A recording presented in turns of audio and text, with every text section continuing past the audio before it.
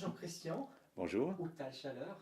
tout à fait. Tu préfères qu'on t'appelle Je Christian? m'appelle Christian Tal Chaler, Ouais. mais en fait j'aime mieux qu'on m'appelle Tal, parce que c'est Tal. le nom que j'ai choisi, Tal Ah, c'est Chaler. bien ça, donc c'est un Oui, nom que tu as choisi tout à fait. et tu l'as choisi J'ai choisi, mon tardivement. prénom Christian était Oui, lié à mon père pasteur au christianisme, oui. et j'ai beaucoup souffert des restrictions, Mhm, enfin, de ce côté moralisateur de la religion. Et mhm. quand je suis allé aux États-Unis, comme les gens ont tous deux prénoms, il fallait que j'ai un second prénom. Alors j'ai créé ce prénom de Tal, Mhm. qui est en fait le diminutif de cristal. Cristal, Cristal. Donc ça d'accord. me relie à l'énergie du cristal, qui est une merveilleuse énergie. Et Oui, voilà, mes amis m'appellent Tal. d'accord. Alors, est-ce que tu peux nous expliquer brièvement ton parcours? Alors, je sais que Oui.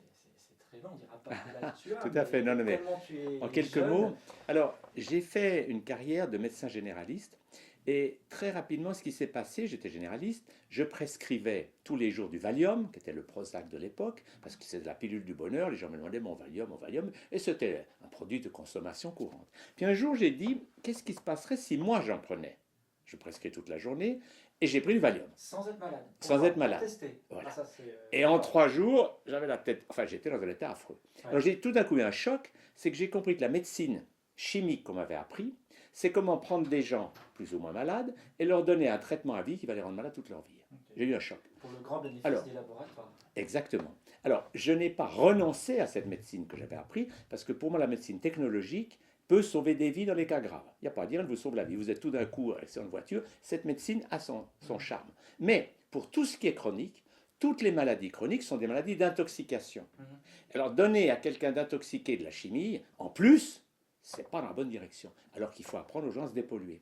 Alors, comme j'étais intéressé par autre chose, j'ai appris l'acupuncture, la médecine chinoise, l'homéopathie, toutes les diététiques, l'ostéopathie. Enfin, j'ai fait un parcours dans ce qu'on appelle les médecines douces, Parallèle. ou parallèles, ou intégratives, il y a différents mots. Mhm. Et j'étais très enthousiaste parce que ces médecines qui vont dans le sens d'aider le corps à faire son travail sont vraiment efficaces, magnifiques. Mais, parce que j'avais compris une chose peu à peu, c'est que la guérison ne vient jamais du dehors. C'est une illusion totale de croire qu'un médicament, une opération va vous guérir. La réalité profonde, c'est que c'est le corps humain qui peut tout guérir, il sait faire ça, il a un génie incroyable, il a des capacités de guérison fantastiques, mais pour qu'il puisse faire son travail, il faut jouer avec lui. Voilà. Parce que si on l'empoisonne toute la journée par du stress, des choses bloquées, des aliments toxiques, il ne peut pas faire son travail. Mhm. Mais ce qui m'a émerveillé, c'est que quand les gens vont dans cette ligne différente, ils commencent à aller mieux. Mais après 7 ans de pratique, j'ai dit à mes malades, c'est bien joli, mais je ne veux plus soigner de malades. Si vous voulez rester malade, allez chez quelqu'un d'autre. J'ai dit aux gens, ce que je veux, c'est vous éduquer pour que vous deveniez votre propre médecin. C'est-à-dire, je vais vous apprendre à gérer votre santé vous-même. J'ai lancé le slogan il y a 50 ans de dire, la santé, ça s'apprend. Ouais. Parce que ce qu'il faut bien dire, Oui. c'est que tout ce que tu expliques, c'est pas du tout enseigné dans la médecine Non. normale. C'est Alors, même. malheureusement, les facultés de médecine sont Voilà. totalement inféodées à l'industrie Mhm. pharmaceutique. Et si je résume ce qu'on nous apprend, c'est trouver le nom de la maladie, mettre une étiquette au patient, Ouais. et ensuite traitement chimique, chirurgical ou radiothérapie. Donc c'est très limité. Alors que l'élément clé, c'est de comprendre que, comme disait Hippocrate il y a 2500 ans, toutes nos maladies Mhm. sont la conséquence de nos habitudes de vie. Les gens qui vivent bien ne sont pas malades. Les gens qui s'empoisonnent de mille façons, ils tombent malades. Donc la clé, c'est qu'il faut une dynamique de changement. Puis il y a aussi une méconnaissance du corps humain, parce que ça a quand même été prouvé, ce qu'on appelle des miracles, que le corps, parfois, a des capacités de Tout à régénérescence, de fait. reconstruction. Oui. Des personnes qui étaient gravement malades, on disait que de toute façon, ils étaient finis, et ils se guérissent spontanément. Le corps, Oui. d'ailleurs, fabrique certaines substances. Tout à fait. Euh, Alors c'est ce qui est extraordinaire, c'est la compréhension que le corps humain sait fabriquer toutes les substances qui existent, les médicaments chimiques et les drogues illégales. Dès que vous riez, votre corps fabrique de la marijuana, des endorphines. Ah, c'est comme génial de comprendre. Il suffit de rire, et vous allez mieux.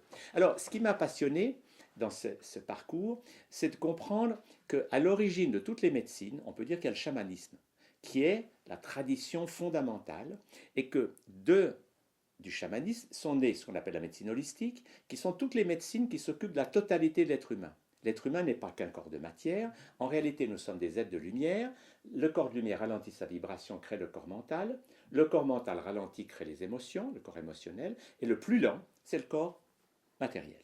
Et ça depuis Einstein, tout le monde le sait. La matière, c'est une vibration, c'est une fréquence, mais qui vient de la lumière, qui crée des pensées, qui crée des émotions, qui crée de la matière.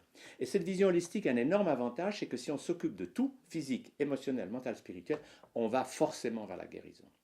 Comme un cheval qui galope, moi c'est l'image que j'ai depuis 50 ans, un cheval il galope avec 4 pattes. Mais si vous les galopez que sur une patte, c'est ce que font les matérialistes, il n'y a que le physique qui compte, ça ne marchera pas très bien. Alors le concept, ce qui m'a passionné, c'est que j'étais dans toutes ces médecines, dans l'éducation de santé, et je me suis passionné comment font les gens qui guérissent. Et comme d'autres sont devenus spécialistes de telle ou telle maladie, moi je me suis spécialisé dans l'art de la guérison.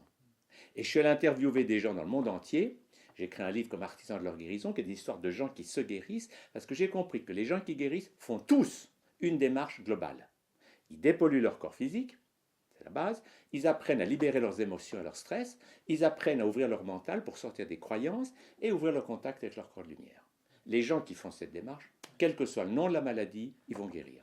D'ailleurs, historiquement, avant qu'on ait des médecins, celui qui avait le rôle de s'occuper des gens malades, c'était le chaman. Voilà, tout à fait. Il existe depuis très longtemps. Depuis toujours. Et dans toutes les cultures. Les chamans sont à l'origine de toutes les médecines, de toutes les religions. Mais ce qui m'a passionné, alors je suis allé voir beaucoup de chamans aussi parce que ça m'a passionné dans le monde entier. Et le propre des chamans, c'est que non seulement ils vont donner des conseils de vie saine, ils vont vous dire si tu es malade jeune, qui est la première des choses qu'on doit faire quand on est malade. Et puis, ils ont aussi la capacité d'utiliser leur corps pour lâcher le stress des gens. Les chamans, c'est des gens qui dansent. Vous allez chez un chaman en disant j'ai mal au foie. S'il voit que votre foie est bloqué parce que vous avez trop de colère en vous, il va peut-être courir autour de vous en hurlant avec son tambour.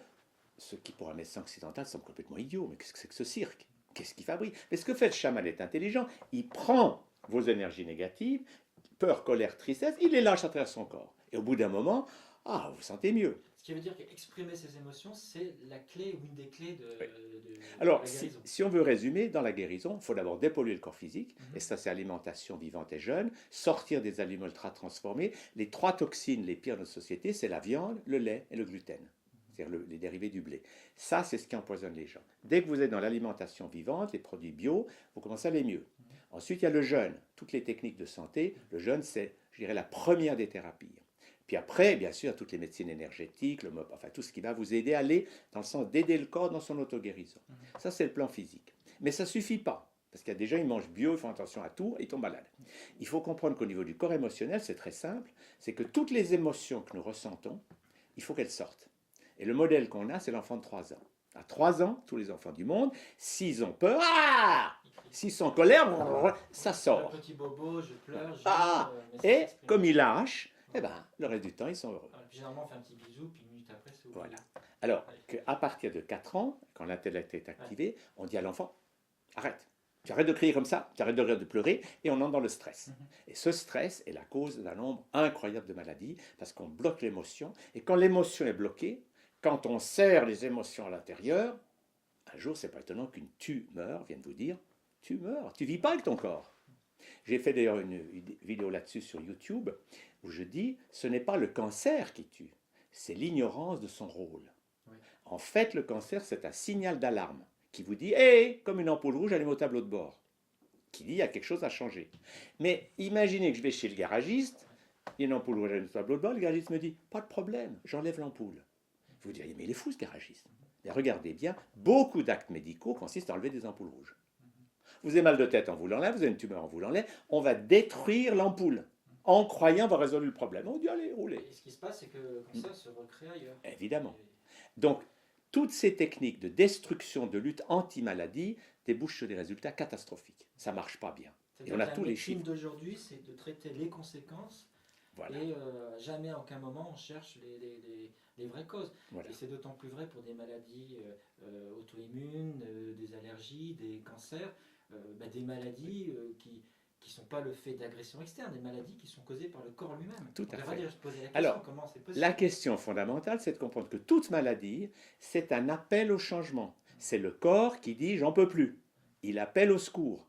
Et alors, si, au lieu de changer, on continue comme d'habitude en rajoutant quelques pilules, c'est pas la bonne nouvelle. Alors que la clé, c'est changeons.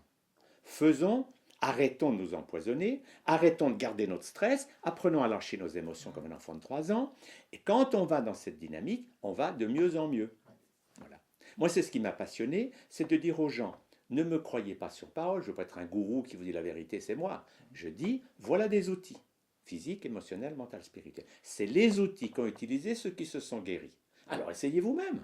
Alors, je vois beaucoup de livres derrière cette bibliothèque. Oui. Je crois que tu as été toi-même éditeur pendant quelques années. Oui. Ça veut dire que ça a été un travail à plein temps de rechercher des informations, se documenter, d'étudier les travaux d'autres personnes, de refaire des interprétations. Tout à fait.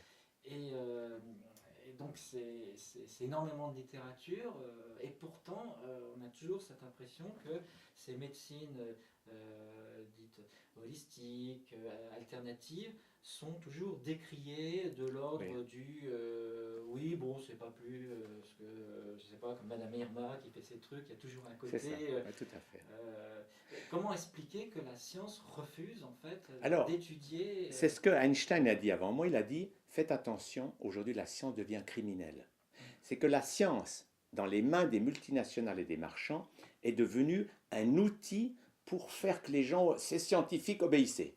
Or, ce qu'on ne dit pas aux gens, c'est qu'il y a la science officielle, tenue en main par les marchands, et puis il y a la science de ceux qui pensent autrement. Je prends un exemple simple, les vaccins, on vous dit c'est scientifique, c'est reconnu, etc.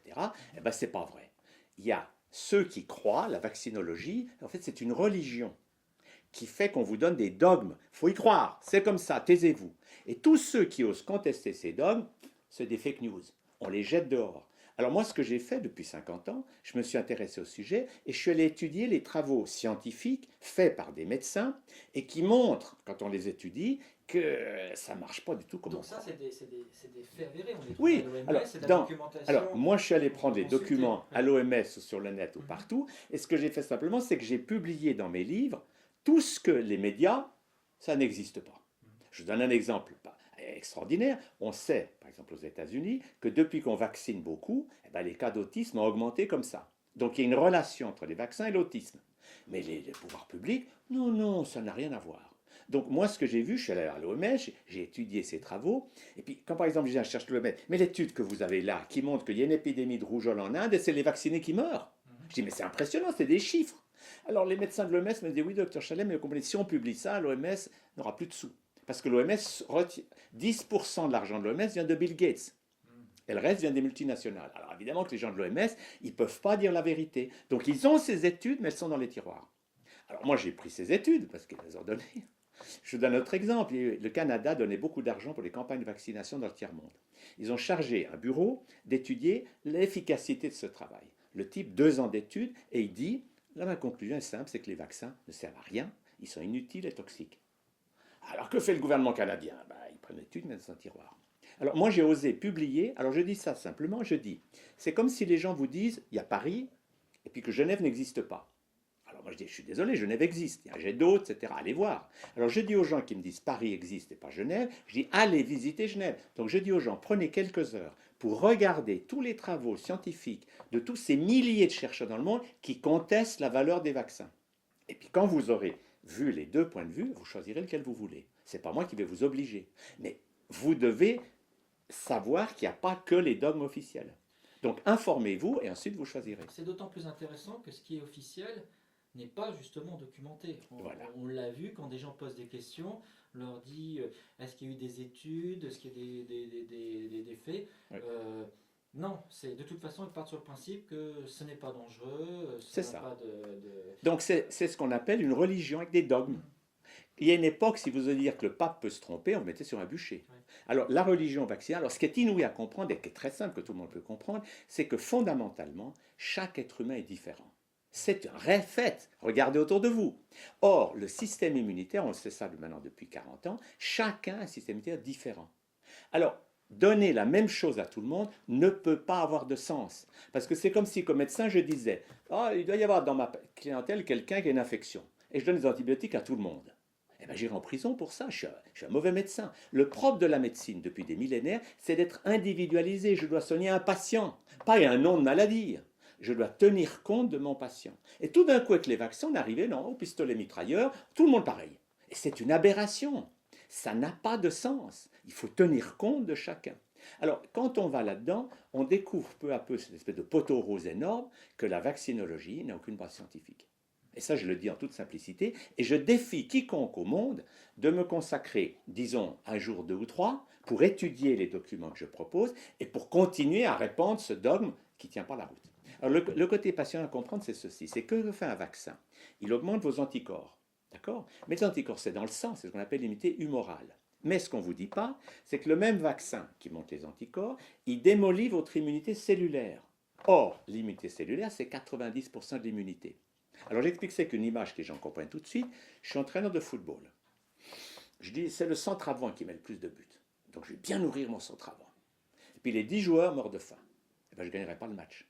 Et c'est ça le drame du vaccin. C'est que pour monter les anticorps, on démolit l'immunité cellulaire. Et le résultat global, c'est que soit il y a des effets secondaires massifs des vaccins dont on ne parle jamais, on ne déclare que 1% des effets secondaires.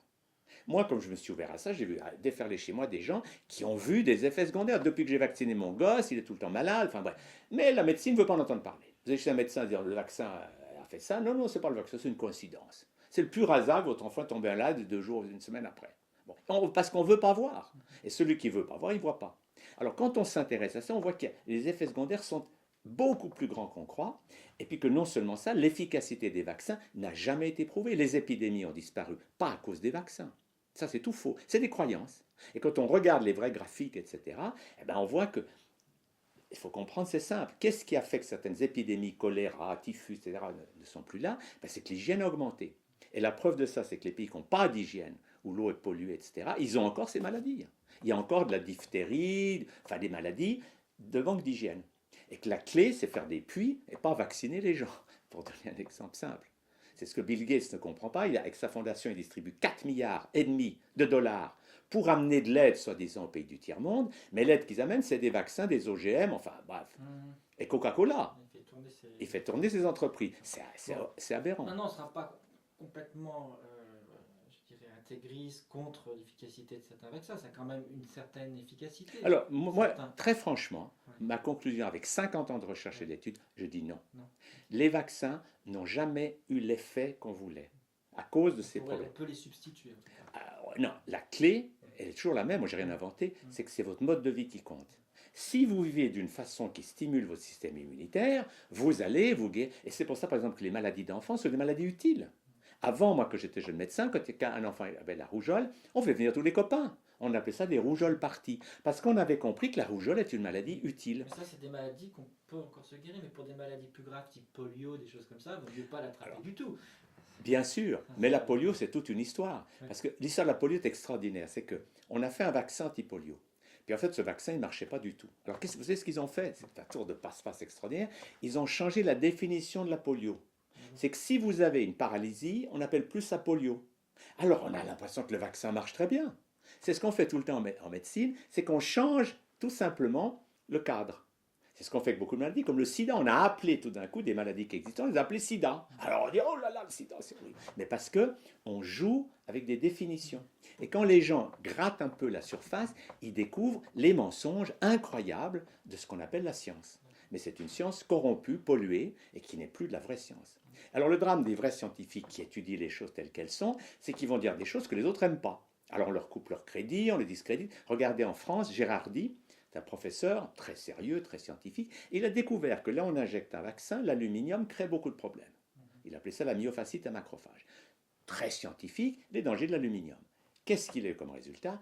On l'a traîné dans la boue, on l'a coupé ses crédits, il a écrit un livre qui raconte sa toxic story, parce que dès que vous osez aller contre l'establishment, les pouvoirs publics et tout, on fait tout pour vous faire taire. Et le drame, c'est qu'aujourd'hui, les médias sont totalement contrôlés, et il n'y a aucun média qui va vous dire que les vaccins sont dangereux, inefficaces et toxiques. Aucun. Ils ne peuvent pas. Mais, grâce à Internet, les choses circulent. Il y a par exemple un film extraordinaire. C'est négationniste, finalement. C'est au même niveau que ceux qu'on dit les chambres à gaz n'ont pas existé. Oui. Alors, moi, j'ai une vision un tout petit peu complémentaire, c'est que je pense qu'il faut éviter les extrêmes. Ouais. Donc, moi, je ne dirais pas, par exemple, que les vaccins sont forcément... Enfin, je le dis plus ou moins, pour moi, ils sont inefficaces. Mais si vous croyez qu'un vaccin est efficace, il le devient pour vous. Parce que vous savez, l'effet placebo, ça existe. Donc, quelqu'un qui fait un vaccin en pensant que ça va le sauver, ça peut le sauver. Parce que les croyances sont très importantes. Alors, c'est pour ça que suivant vos croyances, il y a quelque chose qui va marcher pour vous, parce que vous y croyez. Vous savez, il y a une étude qui vient de sortir sur les antidépresseurs aux États-Unis. Ils ont étudié 112 000 personnes avec 41 antidépresseurs. Ben, la conclusion de cette énorme méta-analyse, c'est que grosso modo, les antidépresseurs n'ont pas du tout plus d'effet que les placebos. Donc en gros, ça ne sert à rien. Sur le long terme. C'est un mythe. La chimiothérapie, par exemple, c'est un mythe incroyable. On croit qu'en détruisant des cellules cancéreuses, on va vous guérir. Mais en détruisant vos cellules cancéreuses, on détruit votre système immunitaire. Le bénéfice, on l'a, c'est qu'à 5 ans, le taux de survie de la chimiothérapie, c'est 2%. Donc c'est un échec total. Mais ça, les gens ne le savent pas. On leur dit, on va vous sauver la vie. Ce qu'on ne leur dit pas, et qu'on devrait leur dire, c'est qu'il y a des travaux qui ont montré qu'une cellule cancéreuse, si vous changez le mode de vie, elle redevient normale. Donc pourquoi la tuer? Changez votre mode de vie. Et là, vos cellules cancéreuses redeviennent normales. Donc ce qu'on n'a pas compris, c'est quelque chose qui est un appel au secours du corps, qui vous dit, ça ne va pas du tout, change. Si vous changez vos habitudes, vous allez guérir. Mais si vous restez à rajouter à vos habitudes toxiques de la chimie en plus, ou des vaccins, vous n'êtes pas dans la bonne direction. Alors, quelles sont les techniques? Alors, là, tout à fait. Alors, les techniques sont simples. Moi, je m'appuie sur des lois fondamentales qui ne changent pas. En alimentation, j'enseigne la règle des 3 V, qui est toute simple. Et quand vous comprenez ça, vous comprenez mieux ça que tous les experts qui sont piégés dans les chiffres, les quantités, tant de protéines. La règle est toute simple. C'est végétal, vivant, varié. Les 3 V. Le V de végétal, c'est que le corps humain fait manger des végétaux. Et tout ce que vous mangez qui vient de l'animal vous pollue. Et ça, c'est prouvé par d'énormes études qui sont incontestables. Pourquoi? Parce que Alors, simplement parce que le corps humain, exactement comme le lion est fait pour manger des gazelles, mais notre corps n'a pas été fait pour manger de la viande et des produits laitiers. Il n'a pas été fait pour ça. Alors, le V de végétal, c'est que plus vous mangez de végétaux, mieux vous porterez. Le deuxième V, c'est le V de vivant, c'est que si vous mangez des végétaux, mais tout cuit, il n'y a plus d'enzymes et de vitamines. Donc, il faut manger assez d'aliments crus. Pas que ça, mais beaucoup. Et le troisième V de varié, c'est que vous pouvez très bien manger un steak frit de temps en temps, ça ne vous tuera pas, mais ça doit être occasionnel.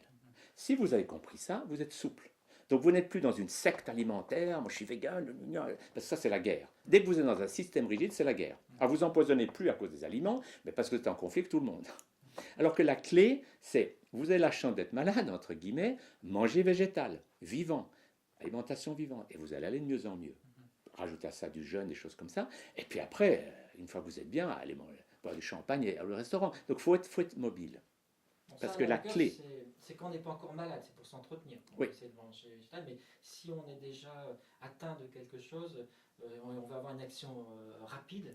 Alors là, pour aller plus vite, justement après l'alimentation vivante, il y a bien sûr tous les côtés énergétiques. Il faut bouger, ça tout le monde le sait. Il faut faire bouger son corps, c'est comme ça qu'il élimine bien. Ensuite, il faut se reposer, il faut avoir du sommeil, il faut respirer, il faut faire des choses qu'on aime. Ça, c'est toutes des choses de bon sens.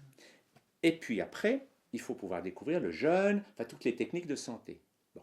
Mais tout ça, c'est le côté physique. Si on fait que ça ne suffit pas. L'étape d'après, c'est libérer le stress. Et le principe est simple. Je suis tendu, je reste comme ça, je deviens un enfant de 3 ans, je lâche, je tire la langue. Bon. Et à ce moment-là, mon stress lâche. Ça, c'est le côté émotionnel. Le côté mental, c'est me libérer des croyances éducatives qui m'ont dit la vie c'est dur, tu ne peux pas guérir parce que tu as une maladie. Là. On a rempli la tête d'idées limitées. Ah, souffrir c'est inévitable, la compétition, tout ça. Il faut lâcher tout ça. Il faut oser croire, non. Je vais me relier à mon corps de lumière qui va m'inspirer un chemin qui va vers la joie, la liberté, l'amour et la santé. Et à ce moment-là, au lieu d'être guidé par ma peur qui fait que j'obéis aux autres, je sors de l'obéissance à autrui. C'était d'ailleurs prouvé par une très belle étude d'un psychologue américain. Il avait étudié, toutes maladies confondues, quels sont ceux qui survivent à 5 ans. Alors, il a cherché ce que c'est l'alimentation, est-ce que c'est le sport, est-ce que c'est le traitement. Et le facteur qu'il a trouvé numéro 1 des gens qui survivent, c'est l'obéissance à soi et pas à autrui. Les malades qui obéissent, oui, j'obéis au docteur, ils sont mal partis. Ceux qui disent non, non, non, c'est moi qui décide, eh ben, ils vont se guérir. Alors certains vont se guérir avec chimiothérapie ou ça, mais ils ont l'énergie que c'est eux qui pilotent le bateau. C'est mental. Voilà, ça c'est le côté mental. C'est que ce que vous croyez devient vrai. Si je crois que je suis malade, et puis grâce à ma maladie, tout le monde s'occupe de moi, ben, je n'ai pas de raison d'en sortir. Mais si je crois, je veux me guérir, c'est passionnant, j'ai envie d'apprendre ça, au lieu de lutter contre la maladie, vous apprenez la voie holistique, santé mentale, émotionnelle, physique, et vous avancez tranquillement vers développer votre capital santé. Vous devenez l'artisan de votre guérison et vous découvrez que votre corps a des ressources incroyables. Le corps, il sait tout faire. Regardez quand vous vous coupez. Vous n'avez pas besoin de dire quelque chose. Le corps, en quelques secondes, commence à réparer tout ça, fait une cicatrice. Il est incroyable. La beauté, c'est de comprendre qu'un corps humain, c'est la plus belle machine du monde. Nos ordinateurs, c'est rien. Notre cerveau fait des milliards d'opérations en une seconde. Il gère un nombre de choses incroyables avec une intelligence cosmique. Mais pour que ce cerveau et les autres organes puissent fonctionner bien, il faut quand même qu'on aille un peu avec eux. L'élément clé, c'est de faire respecter notre corps et de ne pas l'intoxiquer. Et à ce moment-là, le corps va se guérir. Et moi, c'est ce qui m'émerveille. C'est que je dis aux gens, ne me croyez pas, voilà les outils. Boîte à outils, physique, émotionnel, mental, spirituel. Allez, à vous. Et puis je vois des gens, quelques temps après, ils sont tout contents, parce que les lois universelles fonctionnent. Tant qu'on est en dehors des lois, on est dans la peur. Ah, j'ai peur, je suis malade, docteur, et on obéit à quelqu'un d'autre. Dès qu'on se relie à soi, non, j'ai en moi des ressources, je vais jouer le jeu, et avec mon corps, je vais découvrir, waouh, je peux me guérir. Alors c'est facile à dire, mais c'est peut-être pas facile à franchir le cap, parce que le poids, justement, de l'éducation, la peur du ridicule, la peur de dire... voilà, il y a des croyances, on disait, il y a la médecine qu'on dit qui est vraie, qui est technologique, qui est scientifique. On met une opposition entre l'aspect scientifique et l'aspect, tous ces aspects qu'on a dit en disant que non, c'est pas scientifique, c'est des domaines de la croyance, donc des croyances, on n'est pas obligé d'y croire, et ça n'existe pas. Voilà, donc on fait ce raccourci. Tout à fait. On fait ce raccourci. Alors pour moi, il y a deux maisons de la science. Il y a une espèce d'énorme immeuble, une tour de 50 étages, c'est la science officielle, financée par les multinationales. Cette science vous dit, vous avez peur de la maladie, mais nous sommes là. Faites ce qu'on vous dit et ça va aller mieux. C'est une science utilisée par les marchands. Puis il y a une toute petite maison à côté. C'est la science de ceux qui étudient les lois de la vie. Et ceux-là se font ridiculiser par ceux de la tour d'à côté. Mais ceux-là, c'est des gens qui vous mettent en contact avec des principes immuables qui ne changent pas. Et qui sont dépolluer votre corps physique, dépolluer votre corps émotionnel, ouvrez-vous mentalement au spirituel, et vous allez entrer dans par exemple une spiritualité qui n'est plus les croyances, les religions, on en a tué des millions de gens dans des religions. Alors que les chamans ont toujours dit une autre chose, ils ont dit, allez, dansez un moment, une fois que vous avez dansé, lâchez vos émotions, relaxez-vous, je prends mon tambour, et vous allez voir vous-même ce qui se passe. Et là, le monde des chamans, c'est qu'on va faire des expériences spirituelles individuelles, et c'est une spiritualité vécue d'expérience et plus de croyances intellectuelles. Alors, ce que bien comprendre, c'est spiritualité sans religion. Voilà. C'est ça. Voilà. Parce que le propre des religions, c'est d'avoir dit, oui, Jésus est extraordinaire, mais vous n'êtes pas Jésus. Lui est le Fils de Dieu, vous êtes un pauvre pécheur. Donc obéissez aux prêtres qui vont vous dire ce qu'il faut faire. Et vous suivez la morale des prêtres, mais c'est intellectuel. Alors que les chamans disent, lâchez vos croyances, libérez vos émotions, et puis allez voir vous-même ce qui se passe. Et si vous faites un voyage chamanique et que vous rencontrez un être de lumière qui s'appelle un ange ou Jésus, c'est votre expérience. Et après, quelqu'un vous dit, non, les gens, ça n'existe pas, vous direz peut-être pour vous, mais moi j'ai vécu ça. Vous voyez, la clé... Comment ? Il aura peut-être vu autre chose. Alors, la clé, c'est que vous entrez dans une spiritualité qui est personnelle. Ouais. Quelqu'un va vous dire, j'ai vu un ange, il est bleu et vert. Puis un autre va dire, ah non, il est rouge et jaune. Et on fait une guerre de religion. Alors que la réalité, c'est que vous voyez jaune et bleu, puis après, c'est votre expérience. Parce que ce qui compte, ce n'est pas les détails, c'est le contact avec des êtres. Or, nous avons tous, qu'on le veuille ou pas, des guides, des anges gardiens et des ancêtres, et qu'on peut apprendre à communiquer avec eux. Par exemple, savoir que les êtres qu'on aime qui sont morts ne sont pas morts du tout. Physiquement, ils sont morts. Mais vibratoirement, ils existent toujours. Donc on peut apprendre à connecter ces gens. Et du coup, on bénéficie de leur sagesse, de leur amour. On n'est plus seul. Donc tout ça, ça ouvre des perspectives que l'illusion collective de peur, de colère, je vais mourir un jour, tout ça, c'est une croyance qui nous enferme. Mais on peut peu à peu ouvrir ça. Dans une connexion spirituelle, on va vivre des expériences de joie, d'amour et de lumière, et connecter la capacité de se relier à des êtres spirituels. Donc, par être spirituel, lorsqu'on a fait ce voyage, parce que c'est ça, oui. On peut revoir des êtres chers qui ont disparu, tout à fait. Des grands-parents, tout à fait. Et ceux-là sont là pour nous aider. Et voilà, c'est ça qui est merveilleux. C'est qu'ils nous aiment, ils ne sont plus là physiquement, mais quand on se relie à eux, oh là là. J'écris comme ça un très joli livre qui s'appelle Laetitia, c'est une très belle histoire. C'est un père qui vient me trouver désespéré parce que sa fille était tuée sur l'autoroute à 17 ans. Il était... Et cette fille, pendant une année, m'a dicté des messages de l'au-delà, des lettres à son père. Et en gros, ce qu'elle lui dit est drôle. Elle lui dit, arrête de pleurnicher. Elle dit, quand tu pleures, tu es dans le passé. pense au passé quand j'étais là. Relie-toi à moi maintenant, ouvre le téléphone du cœur, et je vais te raconter ce que je fais. Et comme dans l'au-delà, on fait des choses merveilleuses, la vie est beaucoup plus belle là-bas qu'ici. C'est ici que la vie est dure. Et bien, il lui raconte ce qu'elle fait de merveilleux, et ce livre ouvre le téléphone du cœur. Le téléphone du cœur, il n'y a pas besoin d'un GP, d'avoir un téléphone, c'est dans le cœur. Vous ouvrez votre cœur et vous sentez ceux que vous aimez. Ils ne sont plus là physiquement, mais vous pouvez communiquer avec eux. Et c'est ce qu'enseignent beaucoup de chamans ou d'enseignants spirituels. Donc c'est une forme de spiritualité qui est basée non plus sur des croyances, mais sur des expériences personnelles. Et puis par voyage, il n'y a plus aussi de notion d'espace ni de temps. Voilà, ça c'est très intéressant. On peut revivre des expériences passées ou des expériences... Tout à fait, c'est une très bonne question. Parce que beaucoup de gens ont du mal à comprendre. Oui, tout à fait. Alors moi ça s'est passé comme ça, c'est qu'au début de ma pratique, j'avais des gens qui avaient fait tous les traitements qui existent et rien n'avait marché. Alors je leur disais, on va aller voir dans les cartes de votre inconscient s'il y a quelque chose qu'on peut trouver. Alors quand ils me décrivaient un enfant qui pleure ou qui est en colère, ça supporte, ça allait dans mon schéma. Puis tout d'un coup, les gens commençaient à me décrire des choses qui n'avaient aucun rapport avec l'époque actuelle. Alors, au début, j'étais un peu, qu'est-ce que c'est que ça? Alors pendant un temps, j'ai vérifié l'information, quel jour, quelle date, etc. Et puis après, j'ai vu que c'était une évidence, on a vraiment eu des vies antérieures. Et tout le monde l'a vécu. Vous êtes tout d'un coup un lieu, vous dites, mais j'ai déjà été ici. C'est à Rome, vous dites, mais je connais ça. Donc c'est le déjà vu. Ou bien il y a des gens que vous rencontrez, tout d'un coup, ça y est, vous les adorez. Puis d'autres, c'est des mémoires. Et toutes nos peurs sont des mémoires. Quelqu'un qui a peur de l'eau, c'est sûr qu'il est mort noyé. Alors j'ai commencé à travailler sur ces vies antérieures, surtout le passé, j'ai appelé ça la psychothérapie spirituelle. C'est qu'en voyage chamanique, ou en hypnose, c'est que des mots, ou en technique comme ça, quand vous êtes en état modifié de conscience, que le cerveau est lent, vous pouvez voyager dans le temps. Et là, vous pouvez remonter, vous pouvez revoir tout votre passé, revivre votre naissance, savoir ce que vos parents pensaient quand ils vous ont conçu. Tout ça, c'est accessible, c'est ce qu'on appelle des annales akashiques. C'est qu'on peut remonter dans le temps. Alors l'intérêt de ce travail, c'est qu'on a, que ce soit dans son enfance ou dans d'autres vies, des personnages qui sont restés bloqués. Par exemple, vous mourrez en trouvant que c'est injuste, vous êtes une guérisseuse, on met sur un bûcher, vous mourrez folle de rage en disant c'est injuste, j'ai fait que du bien, et la guérisseuse est restée bloquée comme ça dans votre inconscient. Alors, ça donne des gens qui s'intéressent aux choses de guérison, mais ils ne veulent pas s'installer comme guérisseurs, ils ont peur, ils ont la peur, si jamais je vais là-dedans, ça va de nouveau, c'est des scénarios où ça s'est mal fini. Alors la clé, c'est quand on remonte dans le temps et qu'on libère ces personnages émotionnellement, on les met dans la lumière et on récupère leur talent. Moi, je dis ça comme c'est extraordinaire, les gens qui ont récupéré des talents de peintres ou de musiciens, c'est pas jouer de la musique, ils détestaient même la musique, ils libèrent le personnage qui a maudit son talent, et ça y est, le génie est là.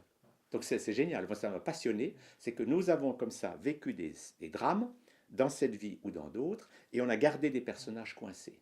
Et je crois que tu as une histoire assez troublante d'une personne qui souffrait, je crois, d'oppression, alors qu'il n'y avait pas de problème physique. Et au cours d'un de ses voyages, il a pu revivre une situation. Oui, alors c'est un homme d'affaires qui vient me trouver, il y a une cinquantaine d'années, et il me dit, j'ai une douleur en étau, dès que je me gonfle d'air, ça me fait un mal de chien, je ne peux jamais respirer à fond, je suis obligé de respirer comme ça. Et il avait fait tous les examens, on n'avait rien trouvé, alors je lui dis, on n'est pas dans votre inconscient. Il descend dans la tunnel du temps, et il me décrit tout d'un coup une scène où il étouffait au bout d'une corde.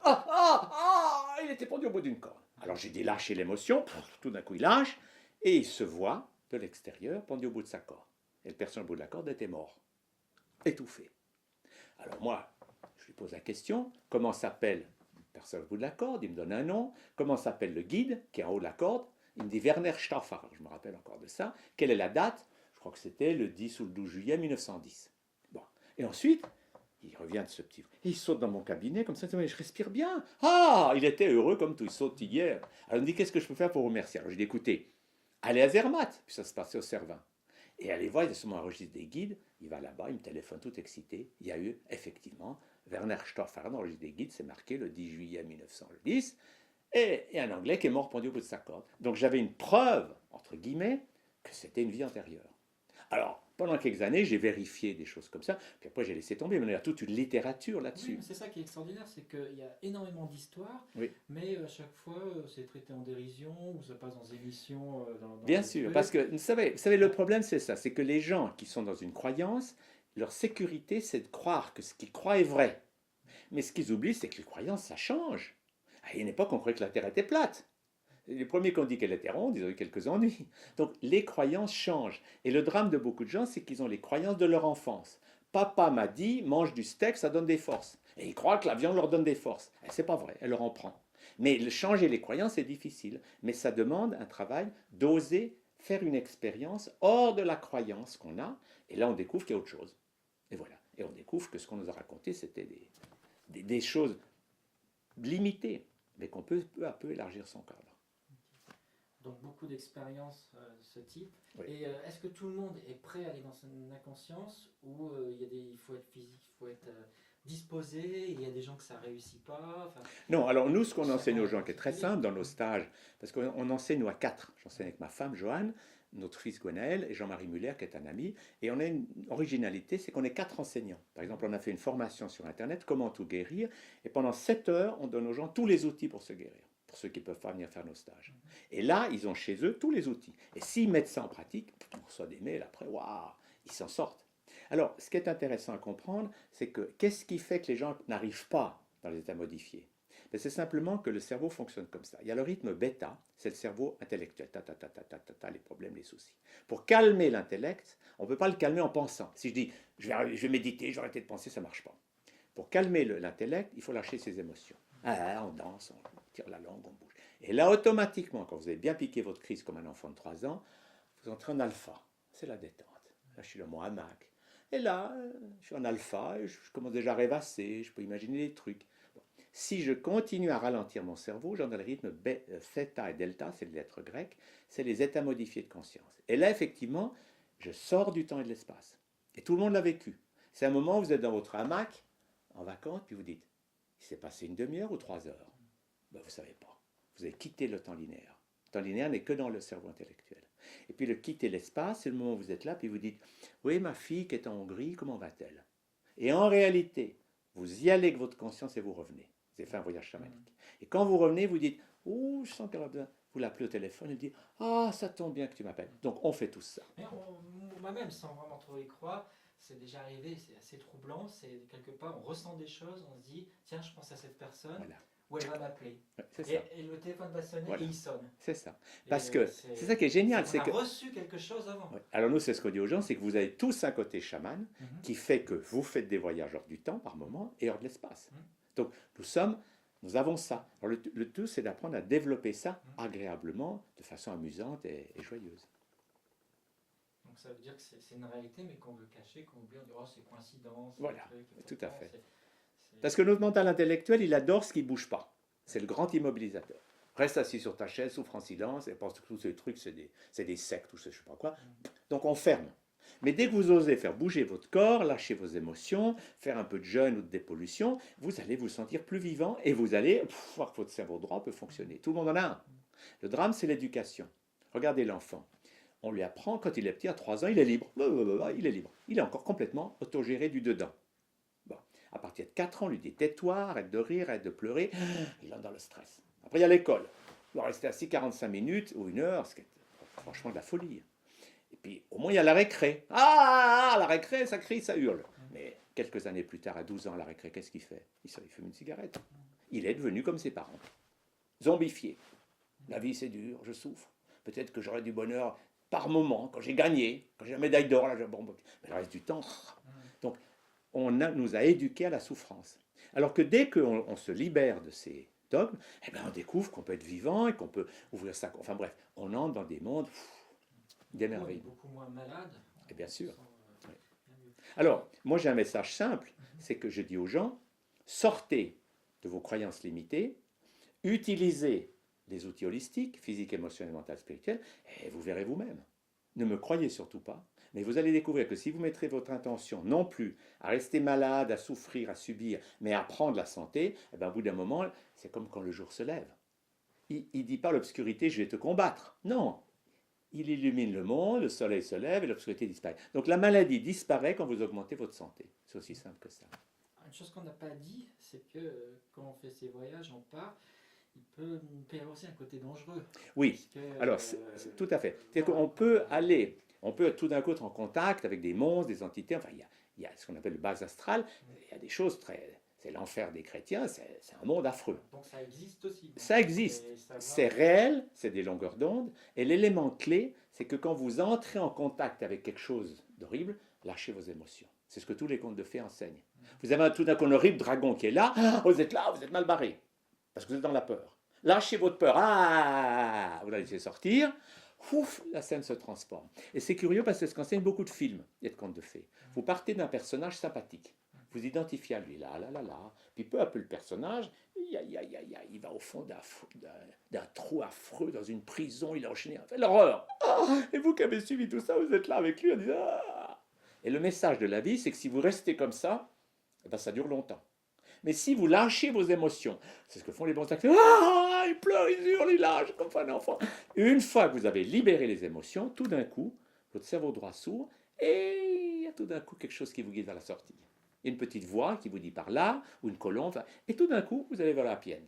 Et beaucoup de films sont basés là-dessus. On part d'un personnage sympa, il arrive dans une situation catastrophique, s'il lâche ses émotions, et on arrive à la fin. Mais il faut avoir la technique, parce que si on est confronté à ça, oui. ça peut mal se passer. Ben oui, et l'élément clé, c'est que tant que vous êtes dans l'intellect, vous êtes dans la victime qui souffre, qui dit « je peux rien faire », vous êtes dans l'impuissance, et vous souffrez, et votre colère est bloquée. Mais si vous osez dire « oui, je suis en colère, j'aime pas ça », vous sortez votre émotion, pouf, il y a quelque chose qui change. Vibratoirement, vous vous ouvrez à la guidance de votre corps de lumière qui vous dit par ici et vous guide vers la sortie. Parce que tout être humain vit ça. Comme enfant, à 3 ans, vous êtes bien heureux, vous êtes vivant, vous jouez toute la journée, vous lâchez vos émotions, la vie est belle. À partir de 4 ans, vous entrez dans le stress, et quelques années plus tard, vous êtes comme ça en disant « je souffre, je suis malheureux, mais je ne peux rien faire parce que mes parents m'ont dit ça, les médecins m'ont condamné », enfin bref, et vous êtes dans le stress. On part dans les paradis artificiels. Voilà, où on cherche à fuir avec des drogues. Mais ce qui est passionnant à comprendre, c'est que toutes ces drogues que vous achetez, qu'elles soient chimiques d'ailleurs, ou marché des drogues illégales, votre corps sait les faire lui-même. Alors je conclurai d'ailleurs là-dessus, c'est que vous vous sentez un peu stressé, etc. Au lieu de vous dire je vais aller fumer une cigarette, ou je vais prendre un peu de cocaïne ou quelque chose, ou un médicament, eh bien riez. Riez comme ça. Et quand vous riez, alors vous vous sentez complètement ridicule au début. Bon, mais faites-le quand même. Vous riez comme ça 3, 4, 5 minutes. Vous êtes dans la détente, vous êtes dans une euphorie, parce que votre cerveau vient de fabriquer des endorphines et de la marijuana. C'est génial. Et donc ça met aussi le lien, c'est que le chamanisme, souvent, il est lié à des pratiques parfois un peu douteuses, où il faut boire des drogues, des choses comme ça, parce que ça va peut-être aider, mais ce n'est pas indispensable. Non. Alors moi, ce que j'enseigne, j'ai essayé toutes ces substances, l'ayahuasca, le peyote, j'ai fait tout ça à une époque, et puis dans toutes ces recherches, je me disais, c'est bien joli, mais au lieu de consommer quelque chose, est-ce qu'on ne peut pas le faire soi-même ? Et depuis, la science a montré depuis une dizaine d'années que le corps humain peut tout fabriquer. Tout ce que vous achetez ou que vous consommez. C'est une usine chimique extrêmement. Voilà, tout à fait. Si par exemple, justement, vous riez à un moment donné, votre corps fabrique de la sérotonine, des endorphines, de la marijuana, enfin, il fabrique tout ce qui existe. Tous les médicaments, votre corps peut les faire. Toutes les molécules, votre corps peut les faire. Parce que le corps est génial. Alors que l'approche traditionnelle de la pharmacie, c'est de dire le corps est très complexe, il utilise des tas de trucs, mais on va vous donner ce médicament parce que vous n'en fabriquez pas assez. Et voilà. Mais alors le drame. L'apport de l'extérieur va peut-être aider dans un premier temps, mais c'est un déséquilibre aussi. Tout à fait. Par exemple, vous avez la thyroïde qui marche mal, hypothyroïdie, on vous donne de l'évothyrox. Pendant un petit temps, ça peut aller, ça vous aide, c'est une béquille. Mais ensuite, il faut vous dire, votre corps peut se régénérer. Une thyroïde, ça se régénère. Il n'y a aucun organe qui ne puisse pas se reconstituer. Le corps peut tout fabriquer. Vous changez votre mode de vie, et vous allez voir que vous allez tout d'un coup une thyroïde qui fonctionne. Voilà. Donc, il y a cet aspect médicament, mais il y a aussi cet aspect thyroïde, parce qu'il y a d'autres personnes qui disent « Ouh là là, ça ne fonctionne pas, la thyroïde, on va vous l'enlever. » Et voilà. Et sans thyroïde, c'est des soucis. Après, c'est chronique. Eh bien oui. Après, vous devez prendre des hormones, soi-disant à vie. Mais moi, je dis, il n'y a rien d'irréversible. Votre corps, il peut tout guérir si vous jouez le jeu avec lui. Et c'est ce qui me donne beaucoup d'enthousiasme, et à nos partenaires aussi, c'est qu'on dit aux gens, essayez vous-même, vous allez voir. Faites des expériences vous-même, jeûnez, mangez vivant, lâchez vos émotions, etc. Et on est émerveillé de voir que ça marche, parce que c'est basé sur des lois fondamentales. C'est plus la mode d'un médicament, d'un truc ou d'un machin, qui de l'extérieur va vous guérir. Vous allez découvrir ce qui est à l'intérieur. Alors on se fait des ennemis. Mais évidemment, vous savez le langage qui est dit, vous fabriquez vous-même vos médicaments, les multinationales n'aiment pas trop entendre ça. Bon, alors bien sûr, ils ne sont pas très contents avec ça, mais en même temps, et je conclurai là-dessus, c'est que ce qui m'émerveille aujourd'hui, c'est qu'il y a un éveil des consciences. Ce que je dis là, il y a chaque jour plus de gens qui s'éveillent, ils deviennent autonomes, indépendants, responsables. Ils comprennent que s'ils sont malades, ce n'est pas par une tuile qui leur tombe sur la tête, c'est qu'ils ont créé ça par leur mode de vie. Ils changent leur mode de vie, guérissent, ils deviennent responsables, autonomes. Et ça, l'émergence d'une humanité consciente, on ne peut pas lutter contre. Vous savez, c'est comme à Berlin. Le jour où il y a eu assez de gens qui se sont levés, ils ont levé le mur. Donc maintenant, c'est le temps qu'on enlève tous ces murs de croyances limitées et tout. On est des êtres humains, et comme êtres humains, nous avons la capacité de vivre heureux, en bonne santé, et en harmonie les uns avec les autres. Donc arrêtons de nous taper dessus, de nous combattre, d'avoir peur d'obéir à quelqu'un. Retrouvons la force qui est en nous. Très bien. Merci. Merci. Ah oui, j'avais vu, donc le rôle est derrière, Ouais. à 2 pas de Montélimar. Une maison ancienne. Qu'est-ce qu'on sait de cette maison? Elle a été construite. Alors, elle a été construite il y a plus d'un siècle, et les anciens propriétaires, c'est pour ça que ça s'appelle le chemin du Radelier, c'est qu'ils géraient les radeaux de bois qui descendaient le Rhône et qui stockaient juste à côté dans le grand hangar. Ils vendaient du bois dans toute la région. D'accord. Et puis après, c'était une vieille famille, puis la maison est tombée un peu en désuétude, et nous, on l'a rachetée, et on en a fait un centre de santé. Parce qu'elle est très grande cette maison. Il y a C'est plusieurs une grande étages. bâtisse, c'est un vieux mât provençal. Ouais. Et on aime bien l'ambiance, surtout le son est génial là-dedans, parce que ça résonne bien. Ouais. Donc on peut chanter. C'est une maison en pierre. Maison en pierre, toute en pierre. Donc ça doit L'énorme avoir. avantage de ces vieilles maisons, c'est qu'elles gardent la fraîcheur l'été.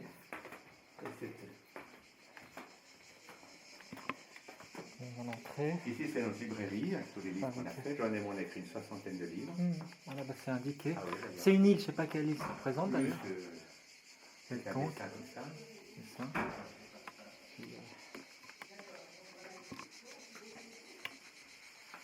Et là, j'en vends aussi des colliers chamaniques, des choses comme ça. D'accord. Des accessoires. Là, Des accessoires. qu'on utilise. On a aussi les. La musique est très importante, les tam-tams. Oui, on a des CD, alors du coup, il y a des on a CD. Si on ne sait pas DVD. jouer, on peut mettre un CD Voilà. alors. Exactement. Et on a justement beaucoup de voyages intérieurs. On guide les gens à explorer leur monde intérieur.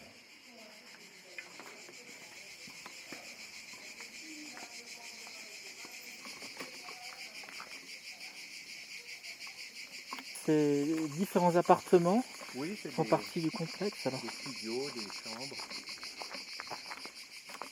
Donc une vingtaine de personnes peuvent loger. Voilà.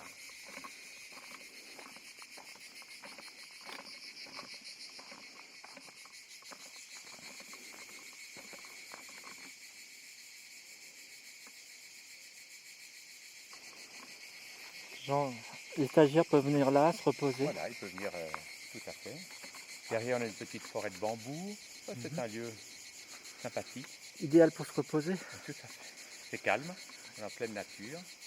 Et on est tout proche de l'Ardèche, de la ferme aux crocodiles. Enfin, c'est un lieu aussi qui permet aux gens d'avoir des jolies vacances. Alors, nous, on fait des stages de 2, 3, 4 jours ou des formations. Alors, on en fait ici, on va aussi se balader un peu partout. Les gens, pour connaître, vont sur notre site où il y a un agenda. Et puis, ceux qui peuvent viennent faire des stages. Il y a des gens qui viennent de Suisse, de France, de Belgique. Et comme ça, ils vont apprendre en 3-4 jours les outils de la santé. D'accord. Oui.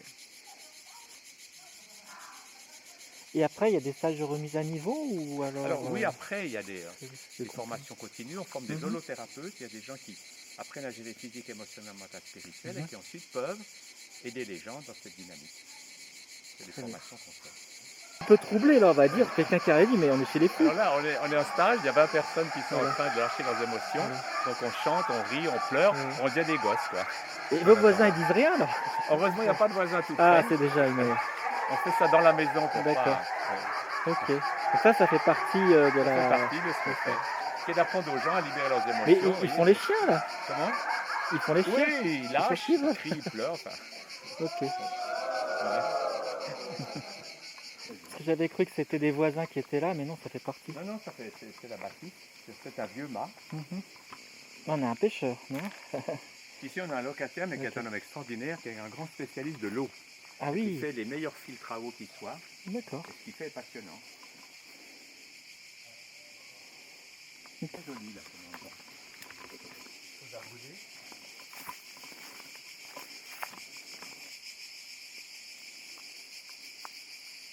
qu'une des choses que les chamans font, c'est qu'ils communiquent avec les arbres, les plantes, les fleurs. Donc ils entrent dans une relation avec la nature qui est plus l'intellect, qui dit ça c'est un sapin, mais qui est d'entrer dans son énergie. Vous faites aussi, c'est d'embrasser un arbre ou de faire comme ça pour entrer avec... Et c'est passionnant de savoir que par exemple toutes les plantes, au début c'était des chamans qui en allant dans la plante, lui ont dit à quoi tu sers. Et la plante a dit moi je peux aider pour ça, pour ça. Donc toute l'herboristerie est basée sur le chamanisme. Et certaines substances comme le curare, qu'on disait encore en médecine, c'est un mélange de plantes très savants que les chamans avaient trouvé. L'industrie pharmaceutique n'est vue que reprendre des choses qui existaient déjà. Elle recopie, elle synthétise. Mais ce qui est passionnant, c'est que les produits synthétiques n'ont pas la valeur des produits naturels. On le voit aujourd'hui pour la malaria. On donne de l'artémisine, qui est un produit synthétique tiré de l'artémisia, mais l'artémisia plante en tisane est 100 fois plus efficace. Ah oui. Donc c'est une vraie révolution. Aujourd'hui, toute l'Afrique fait ça. C'est que vous cultivez de l'artémisia, vous faites une tisane, c'est 100 fois plus efficace que ce que vous achetez chez le pharmacien. Alors le drame, c'était prouvé. Il y a une femme qui a eu un prix Nobel, une chinoise, pour parler de l'artémisia. Et puis, la médecine classique de l'OMS ne veut pas entendre parler de ça. C'est une plante. Bill Gates a dit les plantes ne m'intéressent pas. Mais la plante est beaucoup plus efficace que les molécules chimiques tirées de la plante. Et ça, c'est la révolution qui est en train de se faire, c'est de faire confiance à la nature, plus qu'aux chimistes qui isolent une substance, mais qui ont oublié qu'il y avait d'autres substances avec. Pourtant, ça coûterait moins cher. Et oui, je sais bien.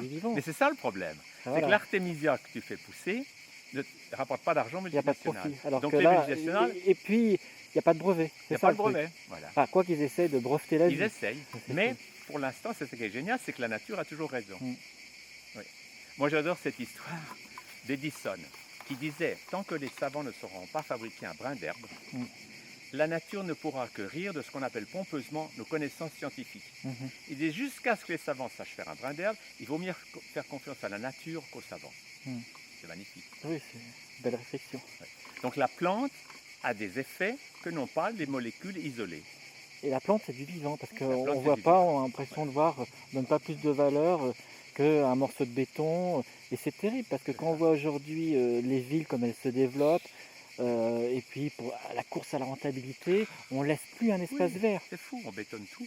Alors que les chamans ont toujours respecté la nature. Les plantes, les animaux, c'est nos partenaires. Et les détruire est de la folie pure. Alors aujourd'hui, on commence à prendre conscience qu'on ne peut pas arrêter, il faut qu'on arrête de tout détruire. Il faut qu'on respecte la vie autour de nous. Et si je respecte la vie chez une fleur, une plante, je la respecte aussi dans mon corps. Donc j'entre dans une écologie vécue de l'intérieur, et plus juste une écologie de décorum. C'était un socle, il y avait Saint-Antoine dessus. Mais Saint-Antoine, on l'a mis ailleurs maintenant. D'accord. C'est plus... Et je vois une corde accrochée. Oui, ben, il y avait un hamac là. Ah d'accord, il y a longtemps alors. On n'a pas ici de la raison que c'est une cuisinière. Donc on n'a pas d'éducation nutritionnelle. Et les gens font C'est une grande cuisine. Oui, une grande pièce. Donc, typiquement... C'est une ambiance un peu colonie de vacances. Là on entend justement dans la salle les tambours des côté. Nous, le message qu'on dit aux gens, c'est que tout le monde a un chaman en plein, et on va permettre à notre côté guérisseur de faire du bien aux gens, se sentir du bien à soi. C'est notre côté chaman. Voilà, c'est ça le principe. Entraîner à faire des voyages. D'accord. Donc ce sont des musiques avec des sons de tambour en arrière-fond et ou d'autres sons, et on va permettre aux gens de découvrir qu'ils peuvent faire des voyages. Alors au début, certains, puis peu à peu, ils ouvrent leur conscience. C'est ça, c'est des voyages organisés en quelque sorte. Qui a édité ces musiques alors? C'est nous, ça c'est des choses qu'on fait vous nous, avez fait vous-même, qui sont sur la boutique de notre site. Ah ok. Oui, tout à fait. Voilà, puis dans la même ligne, je vais te faire cadeau d'un DVD, ça qui va t'amuser, ça s'appelle Rire c'est la santé. Ah oui. Et c'est un spectacle que j'ai fait avec Kinou le clown sur le rire. Ça c'est important, on ne nous dit pas assez, mais rire c'est vraiment la première forme de... Rire c'est la première thérapie. Dès que je ris, ha ha ha. Et puis une thérapie agréable. Mais oui, une thérapie géniale. C'est merveilleux le rire. Et c'est le son du tambour, tout ça, le but c'est de libérer les gens, ils crient haut, ils bougent, et c'est comme ça qu'ils se libèrent. Voilà, c'est ça le principe. Et là on a tout un ensemble de livres pour ceux qui veulent... Oui, ceux qui veulent lire. Et notre fils Gwen et moi, c'est les trois de base. Puis on a Jean-Marie Muller qui est notre 4e partenaire, et dans nos formations on est 4. On enseigne à 4. C'est un côté original.